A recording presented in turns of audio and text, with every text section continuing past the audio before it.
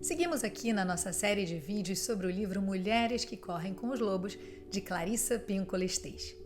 Se você caiu aqui de paraquedas e ainda não viu os conteúdos anteriores, no final desse vídeo você pode assistir os outros conteúdos da série nessa mesma playlist e eu recomendo que você faça isso no final.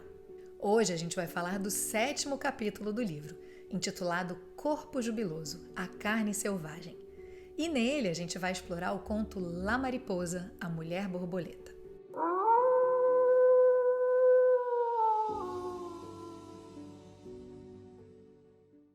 Há anos, os turistas atravessam o deserto norte-americano para conhecer o circuito espiritual que inclui Monument Valley, Chaco Canyon, Mesa Verde, Kayenta, Kings Canyon, Painted Desert e Canyon de Chelly.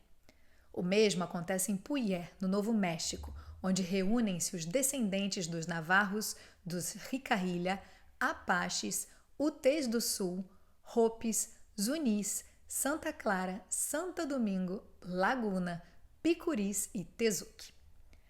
No fundo, o que esses turistas estão buscando é um contato com os seus antepassados. Ao longo do tempo, a gente parou de nos interessar pelo nome daqueles que vieram antes dos nossos avós e, sobretudo, pelas histórias das nossas famílias. E por isso a gente acaba buscando nos aproximar e nos nutrir daqueles que não esqueceram. Os turistas que sobem em suas picapes a estrada que foi construída para os cascos de cavalos e mocassins chegam ao local com expectativas sagradas e também profanas. Só que mais importante de tudo isso, eles querem ver o espírito vivo de La Mariposa, a Mulher Borboleta. Para os turistas, a borboleta é algo delicado. Por isso, eles ficam um pouco abalados quando ela surge dançando. La Mariposa é velha, muito velha. Ela é o que a maioria das pessoas considera não ser forte: a velhice, a borboleta, o feminino. Os turistas se olham ressabiados sem se dar conta de que ela é justamente a força feminina fertilizadora. A mulher borboleta corrige a ideia equivocada de que o self não precisa mover montanhas para se transformar. Um pouco basta, um pouco vai longe, um pouco muda muita coisa. A intérprete da dança da borboleta tem de ser velha por representar a alma que é velha. Ela é larga nas coxas e ancas por carregar tantas coisas. Seu cabelo grisalho garante que ela não precisa mais obedecer a tabus ligados ao contato com outras pessoas. Seu corpo é o de La Mariposa, a borboleta. Bora entender o que paira por trás dessa história como a gente sempre faz por aqui? Na psique instintiva, o corpo é considerado um sensor, uma rede de informações e um mensageiro com uma infinidade de sistemas de comunicação: cardiovascular, respiratório, ósseo, nervoso vegetativo, bem como o emocional e o intuitivo. No mundo imaginário, o corpo é um veículo poderoso, um espírito que vive conosco, uma oração de vida nos seus próprios méritos. Nos mitos e contos de fadas, as divindades e outros espíritos poderosos testam o coração dos seres humanos ao aparecer sob diversas formas que disfarçam a sua natureza divina. Ou ainda como objetos mágicos que têm a capacidade e qualidades sobre-humanas. Há ainda muitos mitos e contos de fadas que descrevem a fragilidade e a natureza selvagem do corpo. Um dos mitos mais notáveis conta a história de Hefesto. Hefesto era filho de Zeus, o rei dos deuses, com Hera, a rainha do Olimpo. Sua mãe, Hera, ficou descontente com a sua aparência deformada e o rejeitou, como o que aconteceu no vídeo do Patinho Feio, que a gente já viu por aqui. Há diferentes versões sobre o nascimento de Hefesto, algumas sugerindo que ele foi concebido apenas por Hera, sem a contribuição de Zeus, enquanto outras versões contam que Zeus o expulsou do Olimpo por causa de sua deformidade. Na versão mais comum, Hefesto foi lançado do Monte Olimpo por Hera devido à sua aparência deformada. Ele caiu na ilha de Lemnos e foi resgatado pelas deusas do mar Tétis e Eurínome. Durante a sua estadia na ilha, Hefesto desenvolveu suas habilidades artísticas e se tornou um mestre forjador. Mais tarde, Hefesto retornou ao Olimpo, mas antes buscou vingança contra Hera por tê-lo rejeitado. Ele criou uma cadeira mágica como presente para sua mãe e quando Hera sentou-se na cadeira, ficou presa.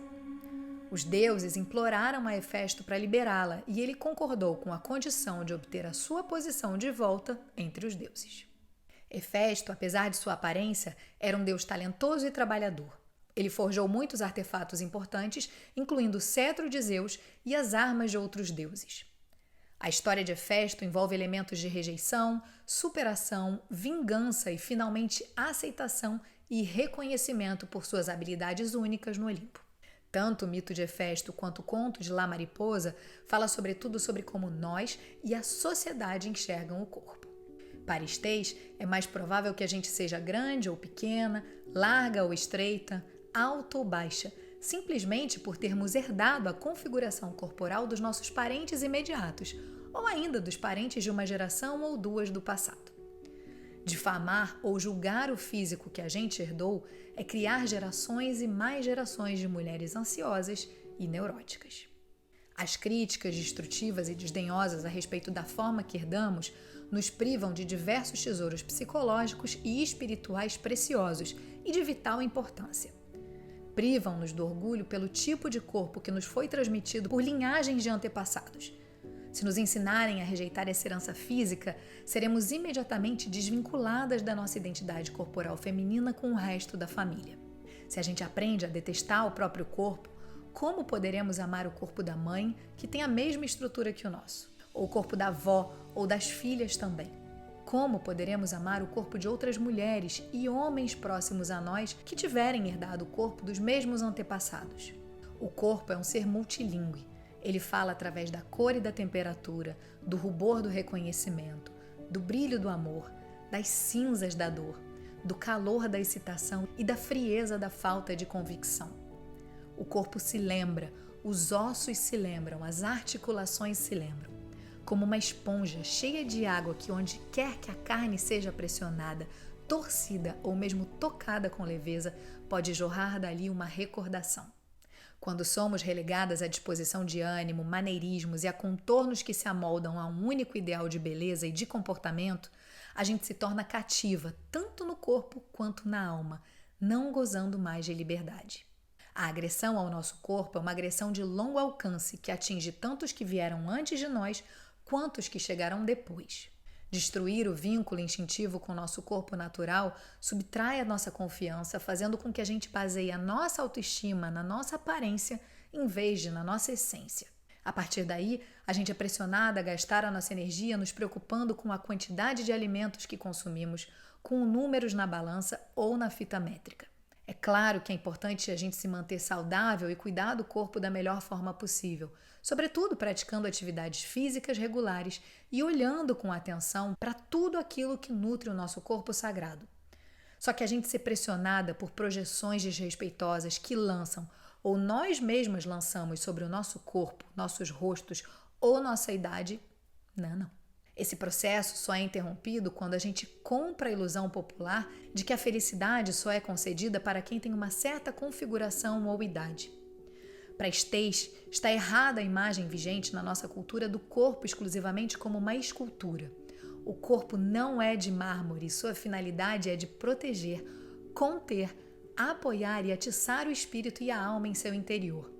Há de ser um repositório para as recordações, há de nos encher de sensações. O corpo tem a missão de nos elevar e de nos impulsionar, e de nos impregnar de sensações para provar que a gente existe, para provar que a gente está aqui e para nos dar uma ligação com a terra e o terreno. Nesse capítulo, Estês também nos presenteia com uma linda memória pessoal de lá dos seus 20 anos de idade. Quando ela estava em um seminário para mulheres à noite, junto ao fogo, viu uma mulher nua de cerca de 35 anos de idade.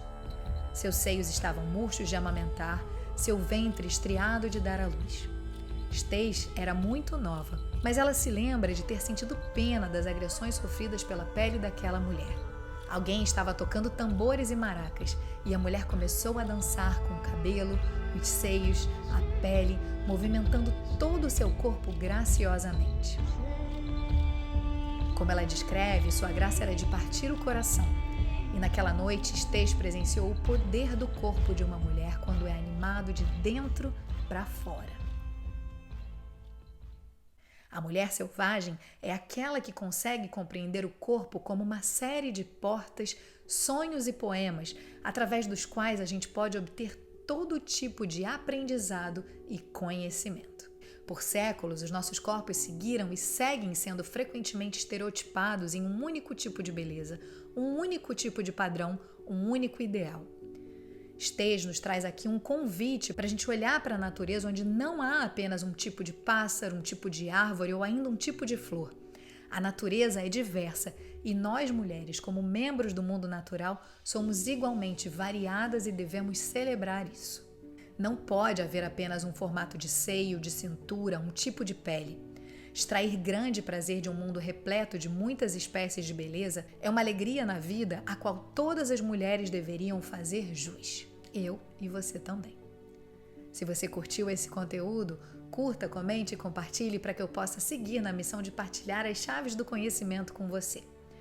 Se esse é seu primeiro contato comigo, na descrição desse vídeo você pode saber mais sobre mim e sobre o meu trabalho com astrologia e com tarô, como acontecem as minhas consultas e também todos os meus cursos com inscrições abertas nesse momento.